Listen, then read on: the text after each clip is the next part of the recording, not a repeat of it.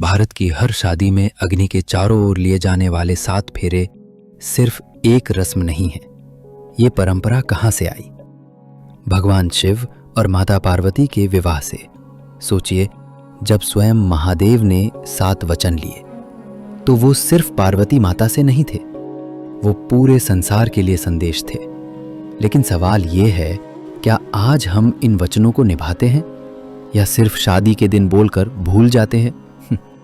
आइए, आज हम शिव पार्वती के 7 वचनों को समझते हैं।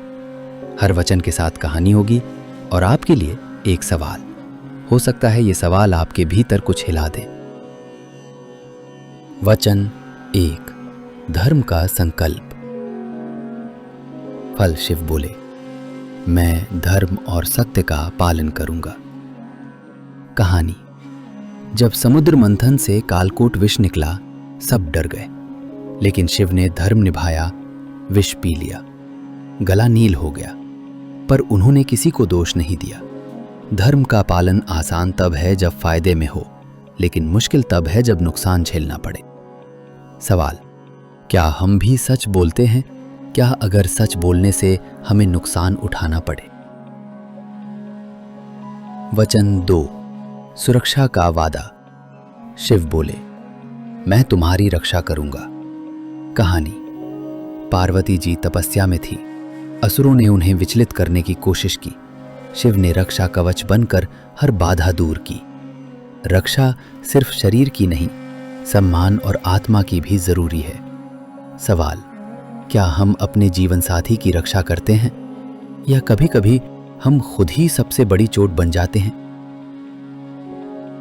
वचन 3, गृहस्थी का निर्वाह। शिव बोले, मैं गृहस्थी चलाने का दायित्व निभाऊंगा। कहानी, तपस्वी होते हुए भी शिव ने परिवार की हर जरूरत पूरी की। गृहस्थी तभी चलती है जब जिम्मेदारी साझा की जाए। सवाल, क्या आज पति पत्नी मिलकर घर संभालते हैं या एक दूसरे पर बोझ डाल देते हैं? वचन 4, प्रेम और सम्मान। शिव बोले, मैं तुम्हें प्रेम ही नहीं, सम्मान भी दूंगा। कहानी, शिव ने पार्वती को शक्ति कहा। बिना शक्ति शिव शव है। प्रेम तब तक अधूरा है जब तक उसमें सम्मान और बराबरी न हो। सवाल, क्या हम अपने रिश्तों में बराबरी का सम्मान देते हैं या अभी भी मेरे हिसाब से चलो वाली सोच रखते हैं? वचन 5, संतान और परिवार की उन्नति। शिव बोले, हम अपनी संतानों को उत्तम संस्कार देंगे।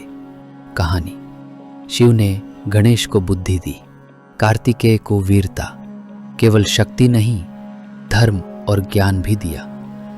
माता पिता की सबसे बड़ी जिम्मेदारी है अगली पीढ़ी को अच्छे संस्कार देना। सवाल, क्या हम बच्चों को सिर्फ सुविधाएं दे रहे हैं या अच्छे संस्कार भी? वचन 6, सुख दुख में साथ। शिव बोले, मैं हर परिस्थिति में तुम्हारे साथ रहूंगा। कहानी, सती के देह त्याग के बाद शिव टूट गए, लेकिन जन्मों बाद जब वही पार्वती बनी तो शिव ने फिर उन्हें स्वीकारा। यही है असली साथ। रिश्ता वही है जो कठिन समय में भी साथ निभाए।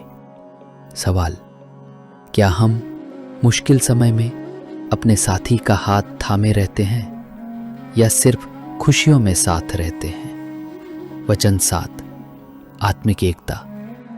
शिव बोले, अब से हम एक आत्मा है। कहानी, अर्धनारीश्वर रूप, जहां शिव और शक्ति एक ही शरीर में है। असली मिलन आत्माओं का होता है, न कि सिर्फ शरीर का।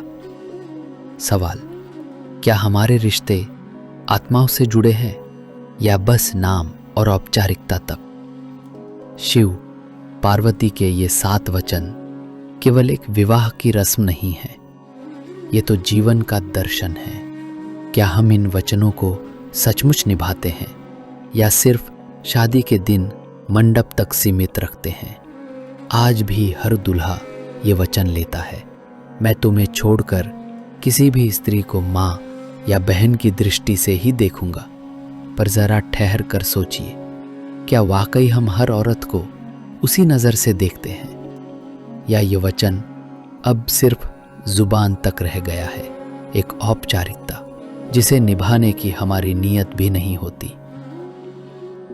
दोस्तों, यही वो जगह है जहां हमें अपने भीतर झांकने की ज़रूरत है, क्योंकि सच्चाई का जवाब बाहर कहीं नहीं मिलेगा, वो मिलेगा सिर्फ आपके भीतर।